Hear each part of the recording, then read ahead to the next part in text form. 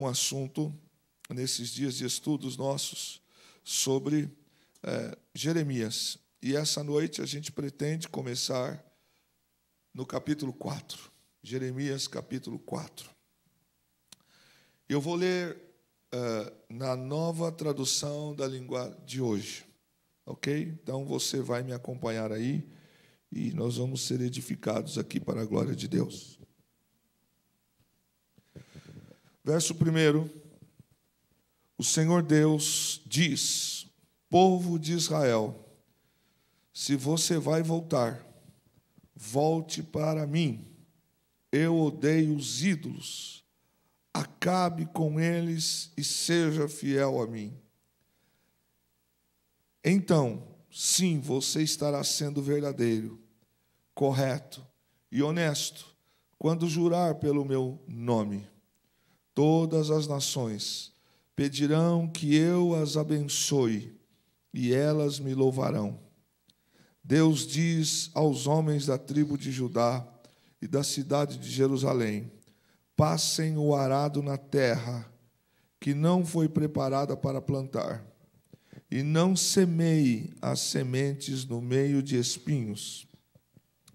Povo de Judá e moradores de Jerusalém, sejam fiéis à aliança que fizeram comigo, o Senhor, e se dediquem a mim de todo o coração. Senão, a minha ira queimará como fogo. E por causa das maldades que vocês têm feito, o meu furor será como fogo e ninguém poderá apagá-lo. Toquem a trombeta em toda a terra. Gritem bem alto e bem claro. Digam ao povo de Judá e de Jerusalém que corra para as cidades protegidas por muralhas. Mostrem o caminho que vai a Sião. Corram para os abrigos, não demorem. Do norte Deus vai trazer desgraça e grande destruição. Como um leão que sai do seu esconderijo, um destruidor de nações vem vindo para acabar com o povo de Judá. As cidades de Judá serão destruídas e ninguém morará nelas. Portanto, vistam roupas de pano grosseiro como sinal de tristeza. Lamentem e chorem, pois o fogo da ira de Deus não se desviou de Judá. O Senhor, Deus, disse: naquele dia, os reis e as autoridades perderão a coragem, os sacerdotes ficarão abalados e os profetas ficarão admirados. Então eu disse: ó Senhor meu Deus, tu enganaste completamente o povo de Jerusalém. Disseste que ia haver paz, mas o que é uma espada encostada na garganta deles? Está chegando o tempo de dizer ao povo de Jerusalém que do deserto um vento muito quente vai soprar sobre o povo de Deus. Não será o vento fraco que separa a palha do trigo. O vento que vem mandado por Deus será muito forte. Agora é Deus mesmo que está dando a sentença contra o seu povo. Olhem, os inimigos vêm vindo como nuvens. Os seus carros de guerra são como uma forte ventania, e os seus cavalos são mais rápidos do que as águias. Estamos perdidos, estamos acabados. Jerusalém, limpe a maldade do seu coração, para que você seja salva. Até quando você vai continuar com os seus maus pensamentos? Mensageiros da cidade de Dan e das montanhas de Efraim anunciam as más notícias da invasão. Eles mandam avisar as nações e dizer a Jerusalém que o inimigo vem vindo de um país distante e que eles vão dar o seu grito de guerra contra as cidades de Judá. Eles vão cercar Jerusalém como homens que guardam uma plantação, pois a nossa nação se revoltou contra Deus, o Senhor. Judá, você trouxe esse mal para você mesmo, por causa do seu modo de viver. por causa das coisas que tem feito. O seu pecado trouxe esse sofrimento e feriu o seu próprio coração. Eu, o Senhor, estou falando. Que dor! Não posso suportar tanta dor. Ah, meu coração, o meu coração está batendo forte. Não posso ficar calado, pois ouvi a corneta e os gritos de guerra. Uma desgraça vem atrás da outra. O país inteiro será arrasado, está arrasado. De repente, as nossas barracas são destruídas e as suas cortinas são rasgadas em pedaços. Até quando terei de ver as bandeiras inimigas e ouvir o som de corneta na batalha? Deus diz: o meu povo não tem juízo, não me conhece. Eles são como crianças, todas, que não compreendem as coisas para fazer o mal. São espertos, mas não sabem fazer o bem. Então olhei, a terra era um vazio, sem nenhum ser vivente, e no céu não havia luz. Olhei para as montanhas e elas estavam tremendo, e os montes balançavam para lá e para cá. Vi que não havia ninguém e que até os passarinhos tinham fugido. Vi ainda que a terra boa tinha virado um deserto e que as cidades tinham sido arrasadas por Deus por causa do seu grande furor. Deus disse que a terra toda vai virar um deserto, mas Ele não a destruirá completamente. A terra chorará e o céu ficará escuro, pois Deus falou e não mudará de ideia. Ele já decidiu e não voltará atrás. Quando ouvirem o barulho dos cavaleiros e dos atiradores de flechas, todos sairão correndo. Alguns fugirão para a floresta e outros subirão pelas rochas. Todas as cidades ficarão vazias e ninguém morará nelas. Jerusalém, você está condenada. Por que se veste de vermelho? Por que usa joias e pinta os olhos? Não adianta nada você querer ficar bonita. Os seus amantes a rejeitaram, e o que eles querem é matá-la. Houve um grito igual ao de uma mulher com dores de parto. Um grito como de uma mulher dando à luz o seu primeiro filho. Era o grito de Jerusalém, respirando com dificuldade, estendendo as mãos em desespero e dizendo: estou perdida, eles vêm vindo para me matar. Amém.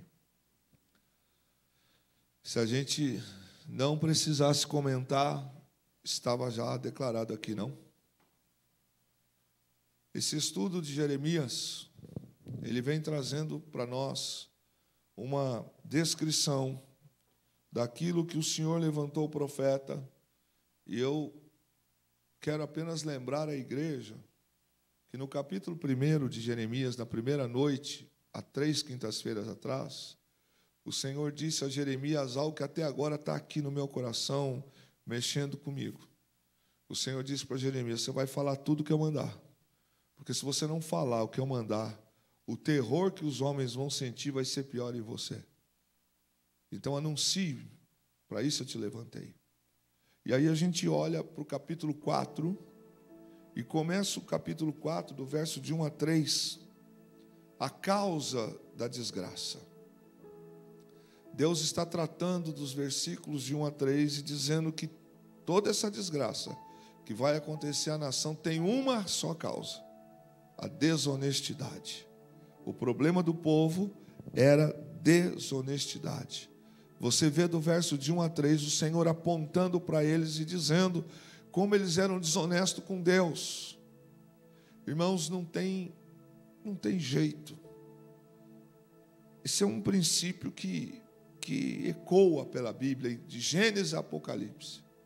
Você começa a encontrar em Gênesis o Senhor dando uma ordem, dizendo: não coma disso, não façam só isso. Foi exatamente o que aconteceu. Você encontra no livro de Ageu o Senhor dizendo assim: então vereis a diferença dos que servem e os que não servem. Você encontra no livro de Mateus o Senhor dizendo que achou a Maria. Você encontra o Senhor dizendo que ela foi chamada de bem-aventurada. Você encontra no livro de Atos Ananias e Safira se comportando com desonestidade na área financeira com Deus.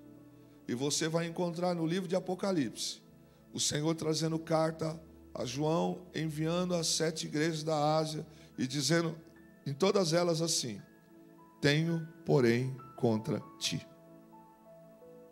Deus está apontando, Jesus Cristo está apontando que eles estavam falhando em alguma daquelas questões. Você veja que Deus leva tão a sério essa questão da honestidade, da desonestidade, que a Bíblia, que para nós e pela história, todos os dias se conclui, se enche. Eu tenho acompanhado alguns pesquisadores, geólogos cristãos e alguns não cristãos. Eu tenho visto as grandes descobertas que vêm confirmar o valor e a autenticidade das Escrituras, a ponto de o cético ter que declarar: realmente houve algo aqui conforme se diz a Bíblia dos cristãos. E no livro de Apocalipse, no livro de Gênesis, esse ponto é crucial: desonestidade. Aqui em Jeremias, Deus está dizendo nos 3 primeiros versos: vocês vão perecer porque não foram honestos comigo. Mas quando você olha para os capítulos anteriores, os livros anteriores, você vai encontrar uma nação dividida, Judá e Israel. Você vai encontrar num determinado momento do reino, da vida política deles, estabilidade financeira. Você vai encontrar eles comercializando com outras nações. Mas aqui no capítulo 4, Deus vai usar um termo muito pesado de novo com a nação. Eu digo muito pesado porque as pessoas têm mania de achar que, nossa, Deus não é vingativo assim, não se trata de vingança, se trata de justiça. Você vai perceber que no capítulo 4, as nações que um dia seduziram, e as nações que um dia Israel foi buscar nelas, através da confiança, elas viraram também o rosto para eles e nada poderiam fazer. Nós encontramos de 1 a 3 o Senhor dizendo: vocês foram desonestos comigo. Se já é ruim ser desonesto com um ser humano, imagine ser desonesto com Deus. Quem já parou para pensar nessa declaração? Imagine eu sendo desonesto com o Alisson. Agora imagine o sentimento do Alisson comigo. Agora imagine eu sendo desonesto com Deus. E não está se falando de um dia, de uma semana, de um ano. E aí, queridos, a gente vai encontrar aqui, nesses textos, de 1 a 3, o Senhor dizendo: vocês são tão desonestos, que vocês usam palavras corretas, mas não fazem de coração.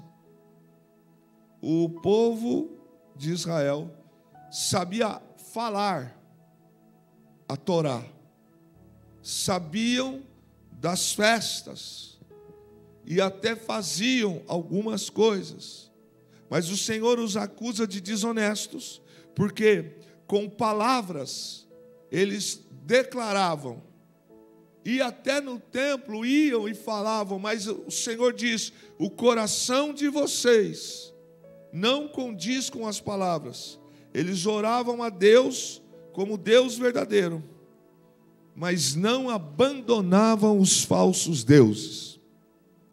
Perceba que nós também falamos na primeira e na segunda noite sobre aquilo que tira o lugar de Deus, aquilo que tira a honra de Deus, aquilo que tira a primazia de Deus. Porque pode ser que na nossa tentativa de escapar do juízo, a gente diga assim: mas eu não me prostro perante outros deuses. Depende daquilo que a gente está querendo nominar como deuses. Porque também já dissemos aqui em vários estudos que um emprego, um filho, carro, tantas coisas podem ocupar o lugar que não é dela. O Senhor está condenando essa nação e dizer: vocês oram, falam do meu nome, mas continuam vivendo um estilo de vida que eu não aprovo. Continuam vivendo em prática de adoração àquilo que não é Deus.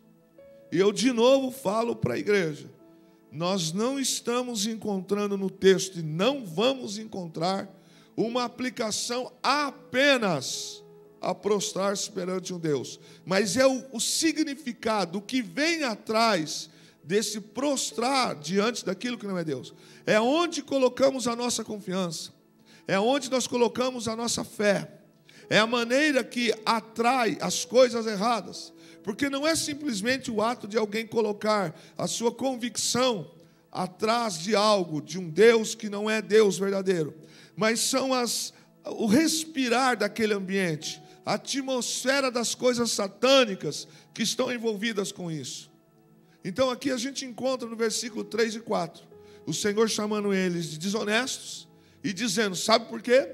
Porque vocês falam no meu nome, oram no meu nome, e vocês continuam com coisas esquisitas, ocultas.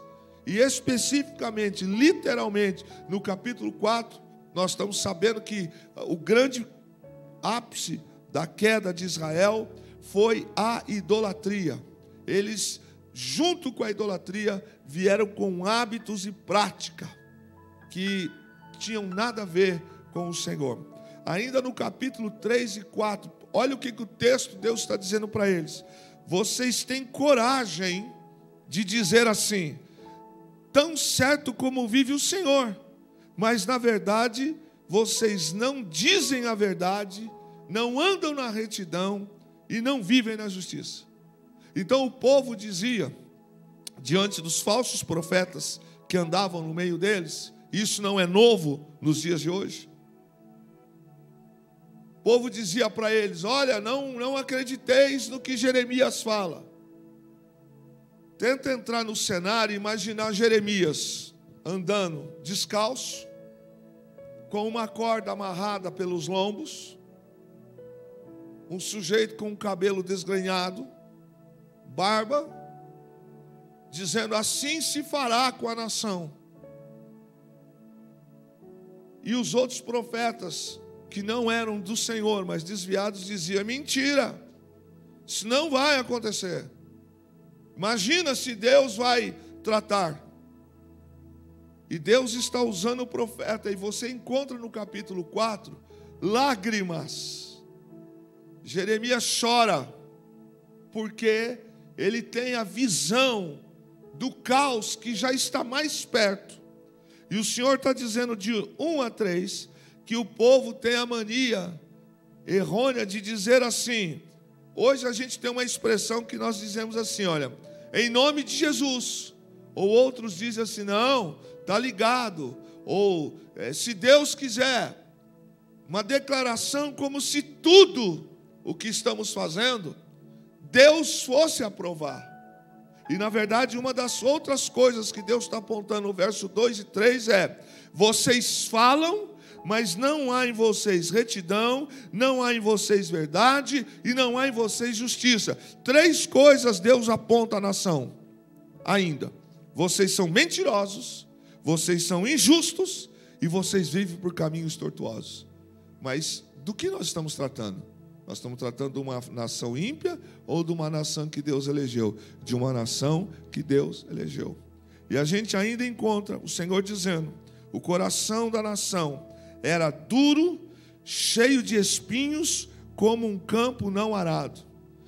Perceba que no capítulo 4, quem está acompanhando atentamente, são expressões de Deus para o arauto. Ok? Qual era a condição do chamado vidente? Na verdade era o profeta, era o escolhido do Senhor, como a Bíblia fala em algumas expressões que é a mesma coisa.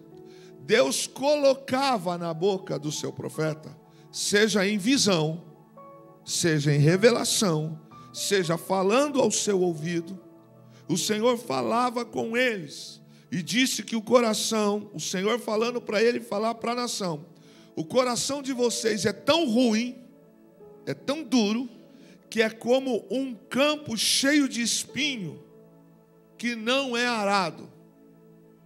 Quem aqui já cavocou, capinou o quintal da sua casa ou de alguém, e que ao limpar o quintal achou restos de pedra, restos de prego, madeira enterrados, saquinhos de leite, latas de óleo, que antigamente as pessoas não eram tão inteligentes na área de preservar o meio ambiente, e se jogava no quintal, e você um dia resolveu ir lá fazer uma horta ou um jardim. E quando foi passar o rastelo, quando foi passar o garfo com dente, você percebeu que tinha tanta coisa ali, que não era possível plantar numa terra daquela. Primeiro, precisa tirar a sujeira. Deus está dizendo no versos que a nação está tão endurecida, que ela está igual a uma terra cheia de espinho, que nem o arado consegue passar nela. E o interessante é que Deus usa 3 vezes na Bíblia esta mesma expressão. Abra sua Bíblia comigo em Oséias, capítulo 10, verso 12. Oséias 10, 12. E o texto vai dizer, eu estou sem texto aberto aqui, quem achou pode ler bem alto, por favor.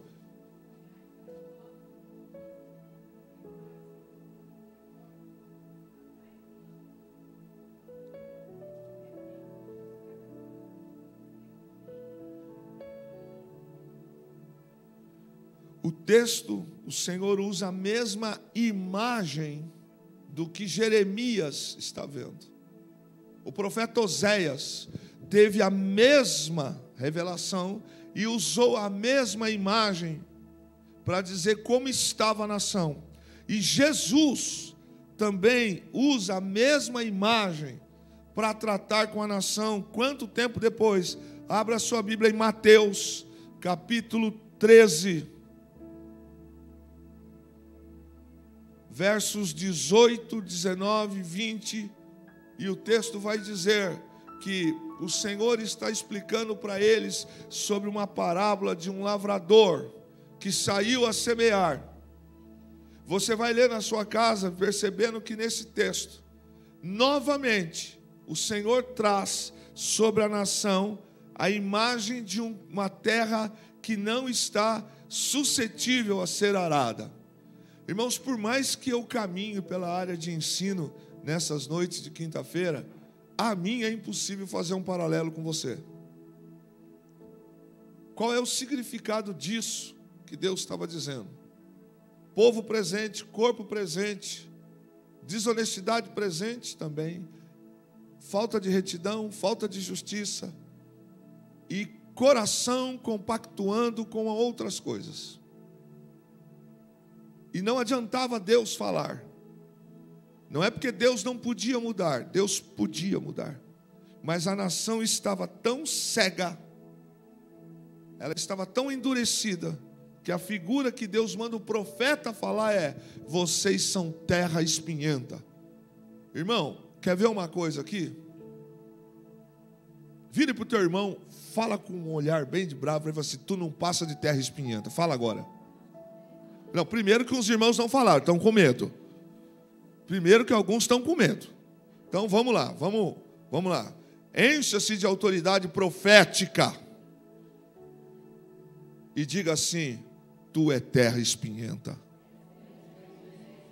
Fique tranquilo que eu não vou pedir para ninguém levantar e ir para algum irmão diferente para você não aproveitar o momento e falar: tu é terra espinhenta. Eu sempre quis falar isso desse irmão e aproveitei o momento. Não vai fazer agora. Vai que dá vontade de dar, né? Agora imagine Deus levantar um profeta e se dirigir à senhora, irmã Jacira, e falar assim: Jacira, tu é terra espinhenta, viu? O Senhor te chama de terra espinhenta. O que faz, Jacira, da vida? O que você faria? Chorar só. Terra espinhenta. Deus diz que aquela nação está como uma terra que está tão embrutecida, e por isso a sentença chegará. E 3 vezes o Senhor usa essa imagem na Bíblia para dizer: o seu povo está como um lavrador que sai. Por isso que você vê Jesus trazendo a palavra como Messias. E os homens o rejeitaram, terra espinhenta. Você se lembra da frase que disseram para Pilatos?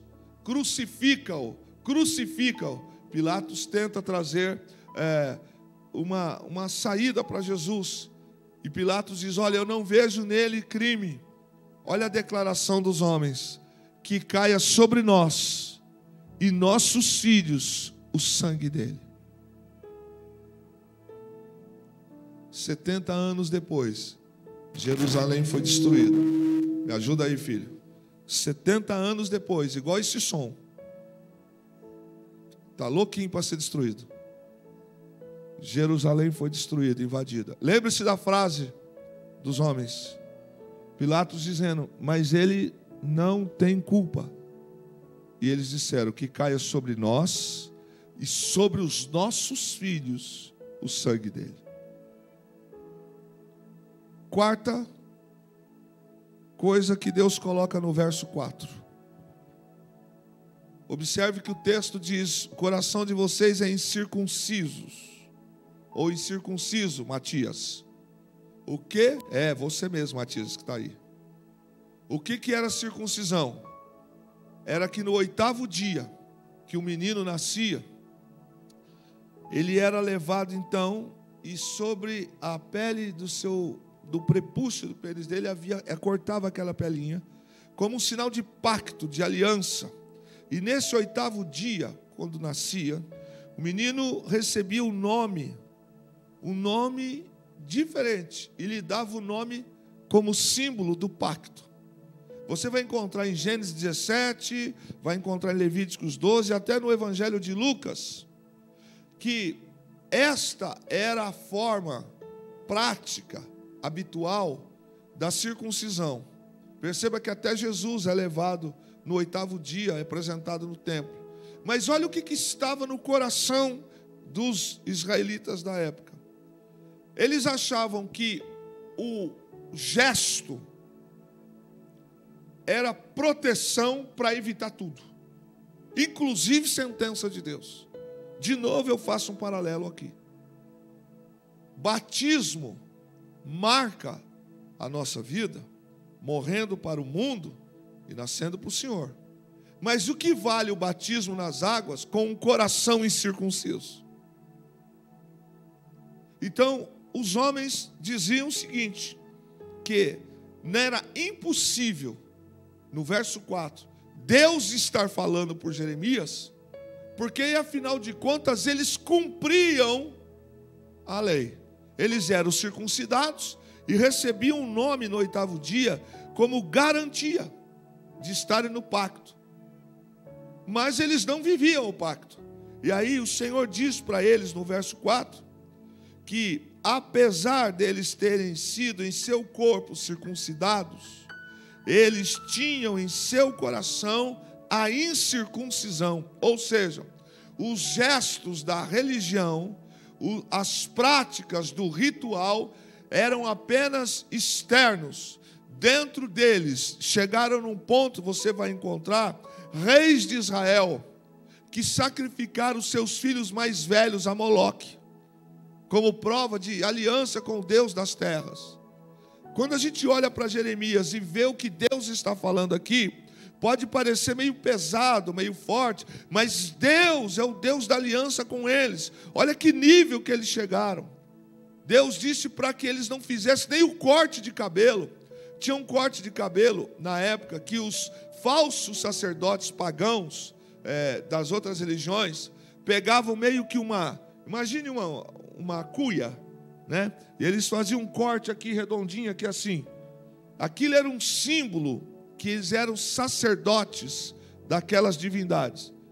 O Senhor diz: não cortais os vossos cabelos como eles fazem. Deus falava tantas coisas com eles, mas sabe o que aconteceu com o tempo? Dentro de Jerusalém tinha quem consultava os mortos, tinha quem consultava o encantamento, tinha quem adorava os deuses errôneos. E aí o texto vai dizendo que, apesar deles fazerem isso, olha que coisa interessante, eles ainda traziam em si a marca da circuncisão. Mas marca, não no coração. É como se faz, por exemplo, a Jacira, que é do signo de... montou na hora. Você viu que montou? Câmera nela. Montou na horinha. Peixes. Jacira. Edívia, que signo é o seu? Libra. Outra também que vai. Crentaiada. Faz a obra, Jesus. Sabe como é que era? De Jesus. Você achou que eu ia falar de Sagitário? Nem sei o que é. Sabe, queridos, é como se alguém, como nós falamos brincando agora, que tem a Bíblia, que é a boca de Deus falando com a gente, e amanhã de manhã se levantasse e alguém dissesse assim: deixa eu ver o que diz o meu horóscopo para hoje. O Alisson hoje consultou e viu que a cor dele é amarela. Então hoje a cor da sorte, cor do amor. Do amor está dela, só se for, porque tem nada a ver. Prestem atenção, que este é o quadro que está na ação, que Deus está apontando. Vocês falam no meu nome, vocês oram comigo, vocês vivem gestos comigo, mas o coração de vocês é um coração corrupto. Isso é muito pesado, irmãos, o que Deus está dizendo para eles. Porque sabe o que eles diziam? Eles diziam em seus corações que eles não seriam julgados de maneira nenhuma, porque eles traziam no corpo a marca da aliança. Pronto. Era isso que eles diziam. E os falsos profetas diziam: não acreditem em Jeremias. Vocês são circuncidados. Então tinha dentro de Israel nomes e nomes. Eu vou citar uns 3. Tinha Absalão, tinha Isaías, tinha Daniel, tinha outros, Zedequias, etc. e tal. Nomes que quando o garoto ganhava 8 dias de vida, ele era então levado perante o sacerdote, circuncidava e lhe dava o nome. E o nome representava pacto. Agora eu pergunto para você: qual a diferença para Deus de alguém que traz em seu corpo? Por exemplo, nós trazemos aqui o batismo nas águas, que foi 2 sacramentos que Jesus instituiu: batismo e Santa Ceia. Do que vale a Santa Ceia? Do que vale o batismo, se o meu coração continua um coração desonesto?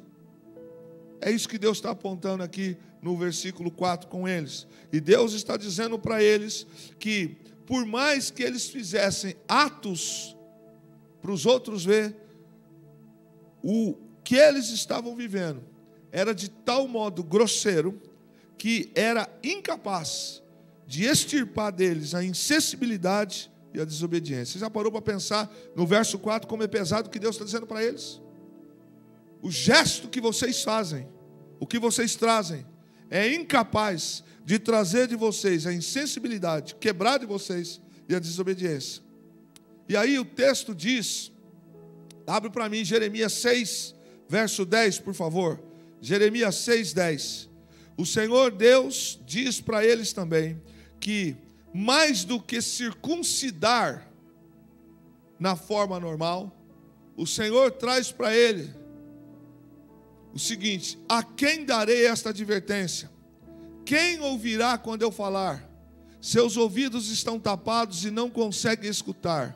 Desprezam a palavra do Senhor e detestam ouvi-la. Verso 4, Deus está dizendo: o ouvido de vocês também precisa ser circuncidado.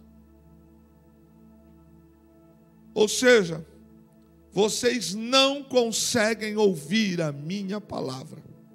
E Deus continua dizendo, do verso 5 ao verso 18, quando Jeremias tem a visão, do 5 ao 18, o estado físico de Jeremias está tão deprimido, o seu corpo está tão fortemente massacrado pela visão, porque Deus lhe mostra em visão a invasão do exército babilônico vindo sobre eles como um leão. Por isso que o texto, Jeremias chora. Ele diz: Senhor, o Senhor me enganou. O Senhor falou que o Senhor ia ser a nossa justiça. E agora o Senhor vem dizendo que a espada encostará em nosso pescoço. A visão que Deus manda a ele falar para a nação é: estou vendo um leão enorme, feroz, que está vindo contra esta terra. Era um julgamento de Deus, que estava dizendo que estava prestes para acontecer. E o Senhor estava dizendo, apesar de tudo isso, que eles estavam despreparados para aquilo que ia chegar. Perceba que dos versos 5 ao 18, o povo não acreditava nas mensagens enganosas, mas acreditavam nas coisas que os falsos profetas diziam. Põe no verso 10 para mim do capítulo 4, por favor. Jeremias 4, verso 10. Então disse eu ao soberano: Senhor, o povo foi enganado por aquilo que disseste, pois prometeste paz a Jerusalém, mas a espada está em nossa garganta. O Senhor está dizendo para eles, e eles estão, Jeremias no caso aqui, está dizendo que foram pregados para eles que o Senhor lhes daria vitória. E Jeremias está chorando nesse texto, quando ele diz: o povo está acreditando nisso. E o Senhor, independente do que Jeremias está falando, Deus diz: mas diga a eles o que eu vou fazer. De novo eu passo um paralelo aqui com a volta do Senhor Jesus. Aqui eu falo sobre o arrebatamento da igreja. Quantas vezes, quer ver? Quem aqui já ouviu mais de 20 vezes sobre o arrebatamento da igreja? Levante suas mãos. Está vendo? E qual é o nosso papel diante dessa palavra que está se cumprindo dia após dia? Qual tem sido a nossa postura? Tomara não seja como esta, que Jeremias olha na visão e ele vê um leão enorme.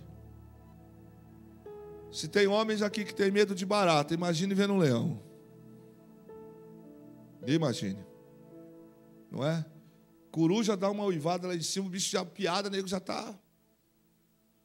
Jeremias chora, porque o que ele está vendo é tão real. E o Senhor está dizendo: você está falando, e eles não estão nem um pouco preparados para isso. Eles estão acreditando nas mensagens de mentira e de engano. E eles estão dizendo, olha o que eles diziam, no versículos 5 a 18. Aqui em Jerusalém está o templo e a arca da aliança. Não vai acontecer nada. Para todos nós sabemos muito bem que nem o templo e nem a arca impediu. Pelo contrário, Nabucodonosor destruiu. O templo foi destruído. A arca do Senhor ninguém nunca mais encontrou. Sabe, irmãos, Deus está alertando. E olha que coisa interessante.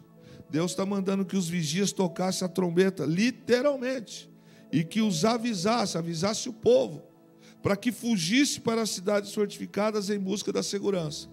Irmão, sabe o que Deus está dizendo? Literalmente Deus está dizendo assim: escapem daí. Era para eles saírem. Vão para as cidades fortificadas, porque já está chegando. Sabe quem acreditou? Ninguém. Todos ficaram. Perceba que Deus está dizendo: vai acontecer, minha palavra vai cumprir. E Deus está dizendo: subam. O objetivo de Deus, quando mandava eles subindo, ou subirem para a cidade fortificada, no verso 8, era que Deus estaria dando tempo para eles se arrependerem, e que era para eles se vestirem em sinal de arrependimento. Mas como eles fizeram? Descansa. Como que Deus vai destruir o lugar onde a arca está e o templo dele? E quando Deus os mandava subir para as cidades, para as montanhas fortificadas, era para que, deixando aquilo que eles perderam, eles pudessem se arrepender, pedir perdão ao Senhor, e Deus os ouviria. Mas pelo contrário, eles não ouviram. Deus estava esperando que quando eles subissem para as cidades fortificadas, que os corações deles houvessem confissão de pecado. No verso 13 do capítulo 4, o Senhor mostra para Jeremias um exército com muito rápido e com um serviço completo. O exército babilônico, para a época, dá para você imaginar o que a Rússia está fazendo com a Ucrânia hoje. Chega a ser para nós algo, como é que chega, de fato é. Um povo que não tem aquela estrutura e o que a Rússia está fazendo. O Senhor mostra na visão para Jeremias que o exército está vindo rápido e que vai fazer destruição em tudo. Quantos já leram aqui o livro de Neemias, ou pelo menos uma vez na vida? Sabe aquela visão, aquela leitura que a gente faz, quando Neemias pergunta para o seu irmão e diz: como estão os meus irmãos em Jerusalém? Quem já leu essa passagem? Aí ele fala: olha, os que sobreviveram estão em grande miséria. Alguém abra para mim Neemias capítulo 1. Bem rápido, por favor. Silvia, pega o microfone sem fio, rápido como uma atleta, e vá até a pessoa que vai ler. Quem vai ler, fique em pé, por favor. Neemias capítulo 1. Não os tímidos, pronto. Fique em pé, isso. Capítulo 1 de Neemias. As palavras de Neemias, filho de Acalias, e sucedeu no mês de Quislei, no ano 20º, estando eu em Susã, a fortaleza, que veio Anani, um de meus irmãos, ele e alguns de Judá, e perguntei-lhes pelos judeus que escaparam e que restaram do cativeiro e acerca de Jerusalém. E disseram-me: os restantes que ficaram do cativeiro lá na província estão em grande miséria e desprezo, e o muro de Jerusalém fendido e as suas portas queimadas ao fogo. Até aí, Fê. Obrigado. Isso que nós lemos de Neemias é pós o que a visão de Jeremias. Já foi invadida Jerusalém. Vejam que no verso que nós lemos anterior, o verso de número 13, o Senhor diz, pela boca de Jeremias, que o que está vindo sobre eles é num formato de um leão feroz e feroz. No verso 8, Deus manda eles subirem para as cidades fortificadas, mas eles iam ter que largar sua casa, suas roupas, suas coisas. Esse era o objetivo mesmo. Olha o que vocês estão perdendo por causa da rebeldia. Mas na verdade, enquanto a gente não toma uma paulada no quengo, a gente não toma jeito.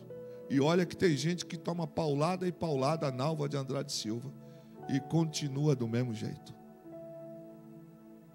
Pode Deus falar aqui, pode Deus mandar outro profeta aqui. Para alguns entra por aqui e sai por aqui. Você acabou de ler comigo, Jeremias capítulo 4 ainda não foi invadido.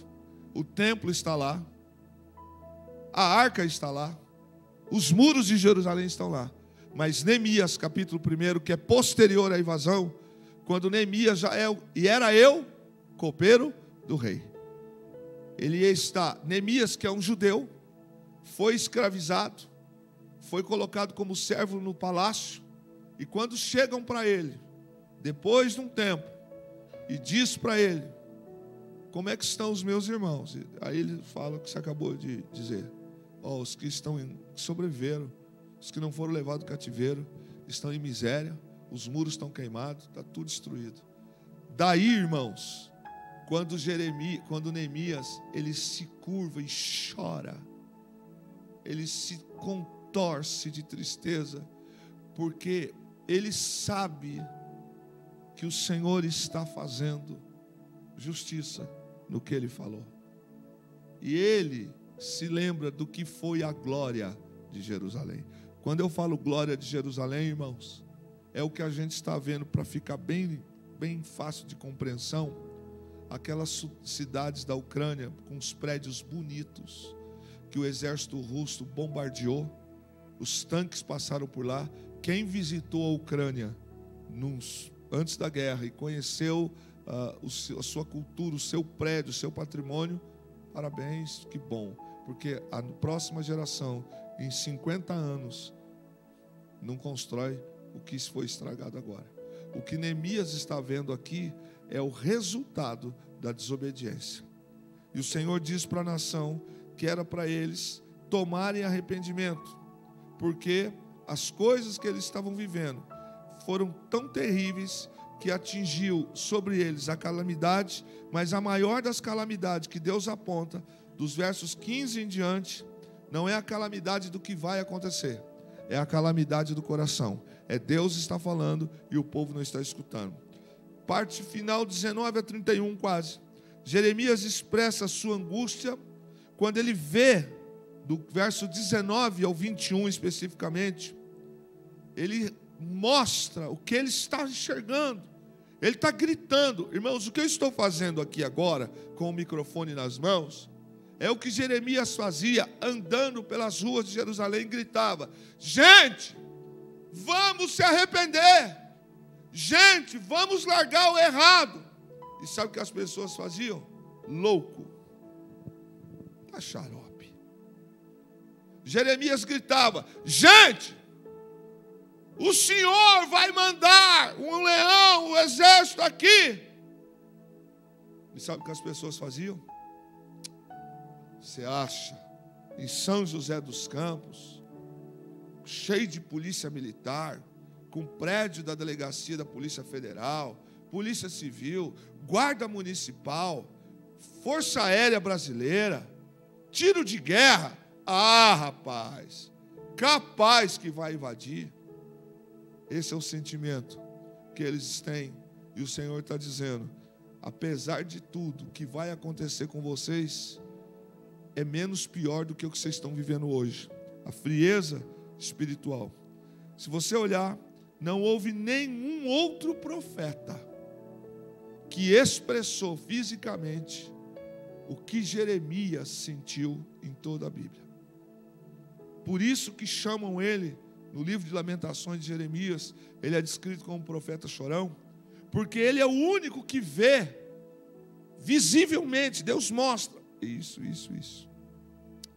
Lá no capítulo 6 de Jeremias, por favor, apenas o verso 24 para pincelar, que o tempo já foi.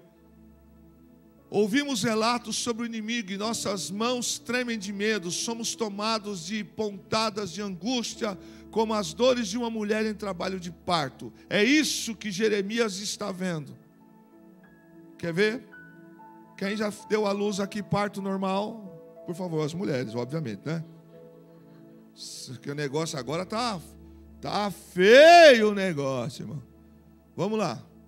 Irmãs, como é que foi o trabalho de parto, hein? Deu para assoviar? Escutando a 7ª Sinfonia de Beethoven? Dizem que a dor dos rins ganha da dor de parto.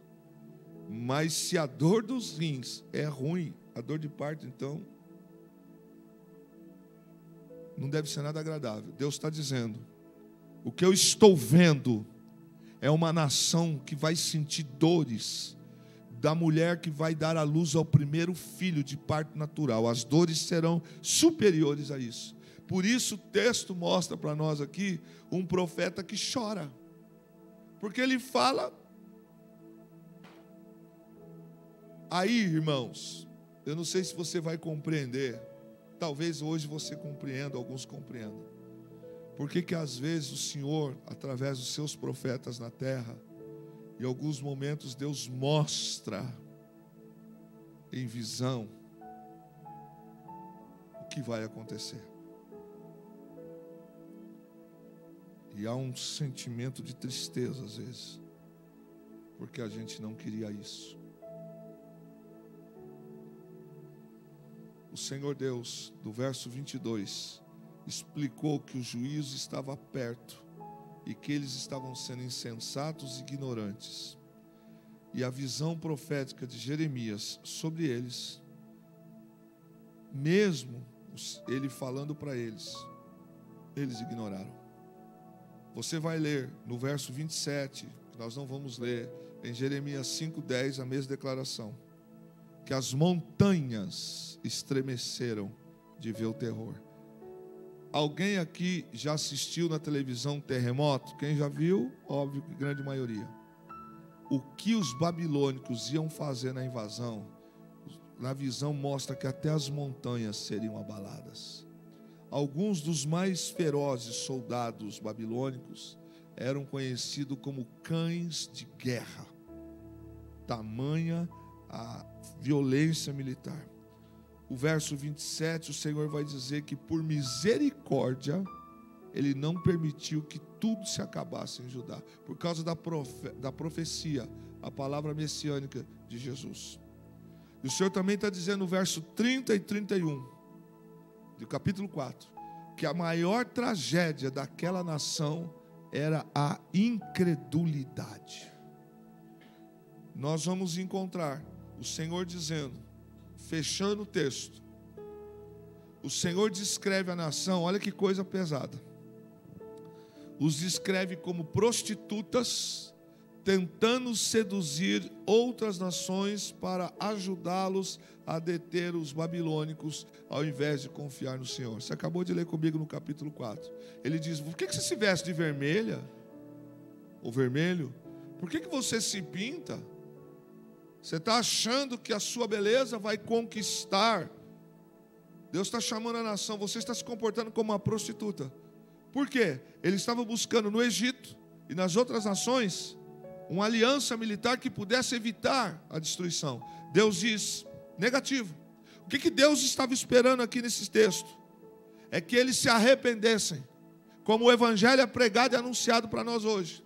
Quem já me escutou dizendo esses últimos dias aqui, uma frase que eu disse assim, não tão distante, nós pregávamos para o pecador se arrepender, mas parece que os nossos cultos, Deus está falando para a igreja se arrepender. Deus, parece que todo culto, Deus, ao invés de uma mensagem que o Espírito pudesse trazer para o cara lá de fora, o Senhor está dizendo, povo meu, arrependei-vos. Porque esse comportamento que eles estão tendo aqui, o Senhor os qualifica como um povo que não está acreditando. E eu termino aqui o capítulo 4. O Senhor os chama no capítulo 4, finalzinho do texto. O Senhor está dizendo, vocês estão se comportando exatamente como meretrizes. Ao invés de confiar em mim, vocês estão indo buscar na sedução dos outros deuses, através das outras nações, o socorro. E o Senhor fecha dizendo, que pena que você não confia em mim. E eu termino o capítulo 4 aqui essa noite. Perceba, irmãos, que o profeta chora, Deus mostra, Deus os orienta, mas em todo o ministério de Jeremias não houve arrependimento dessas pessoas. E aí, conforme a gente leu, através da Fernanda que leu essa noite, quando Neemias diz assim, e eu chorei, porque aquilo que um dia foi glória, hoje virou deserto. E agora sim, eu tiro a minha conclusão, como pastor e pregador essa noite. Quantas das vezes nós achamos que o nosso emprego, vamos nos aposentar nele? Quantas vezes nós achamos que não vai nos atingir? Capaz. Sou formado, cara. Falo 2 idiomas. Estou bem empregado. Conversa fiada. Estou com saúde. Mas aonde não tem a bênção de Deus, não há certeza da prosperidade. Aonde Deus não é honrado, o palácio cai. Até a Babilônia, numa festa, quando eles pegaram os cálices do templo, estavam tomando vinho, e o profeta Daniel, uma mão aparece, escreve Menem, Menem, e vai falando outras coisas. Ele não consegue, nenhum dos adivinhos do reino consegue interpretar. E alguém fala, tem Daniel. E quando Daniel chega lá no palácio, pós-Babilônia, ou seja, ele já é escravo lá, como Neemias também, o rei pergunta, o que está escrito? E aí o profeta Daniel diz assim, esta é a palavra, pesado foste na balança, porque pegou as coisas que foram consagradas ao Senhor e estava fazendo arruaça. O que aconteceu com Israel, se a gente não tomar cuidado, e não é uma ameaça, é apenas uma palavra. A nossa confiança não pode estar em homens, em dinheiro, em coisas. Agora também não adianta confiar e não viver e não praticar. O mesmo Deus que dá é o Deus que pode tirar. Eu não vi. Quem aqui já assistiu Indiana Jones, a Arca Perdida, o filme? Quem já assistiu? Não é possível. Tá, tem mais gente aqui. Não faz esse arzinho de santa, porque não é pecado ver esse filme. Mas qual é a curiosidade do filme? Você lembra que no filme, quando ele encontra a arca, que ninguém encontrou, a sensação da gente que conhece a Bíblia, você fica torcendo, fala, uau, esta é a arca. Mas a arca da aliança nunca foi encontrada. Nunca foi. A arca da aliança, do pacto, e o templo foi destruído. Que a gente pegue essa lição de hoje, estudo de hoje, guarde no coração, mastigue, leve para casa, para a gente pensar e nós venhamos a aplicar para cada um de nós. Fiquemos em pé.